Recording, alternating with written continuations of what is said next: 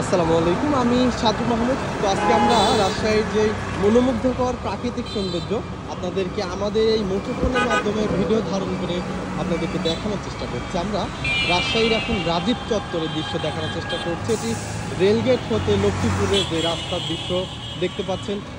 ঠিক সন্ধ্যা এখন বাজে 7:56 আমরা ভিডিওটি ধারণ করছিলাম। এত মনোমুগ্ধকর দৃশ্য এই রাতের রাজশাহী আমার কাছে খুবই ভালো লাগছে।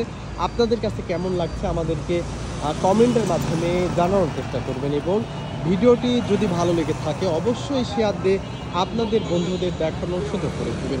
আমরা সন্ধ্যার সময় অর্থাৎ 7:56 ভিডিওটি ধারণ করছিলাম, আপনাদেরকে দেখানোর চেষ্টা করছিলাম। পরন্ত যে সন্ধ্যার সময় অর্থাৎ রাতের সৌন্দর্য আমার কাছে খুবই ভালো লাগছে।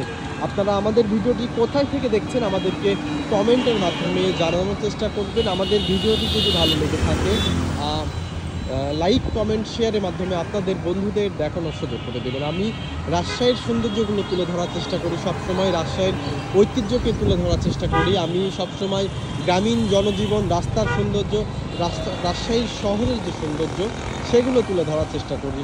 দেখতে পাচ্ছেন আমার শ্রদ্ধেয় বড় ভাই দাঁড়িয়ে রয়েছে, যিনি এখানে এসে কিছুটা সময় পার করছিলেন। এছাড়াও আমরা আরেকটি ভাইকে দেখছি, তার প্রাইভেট কার রিপেয়ারের জন্য নিয়ে আসছেন এই রাজীব চত্বরে, জাহিদুল ইসলাম ভাই।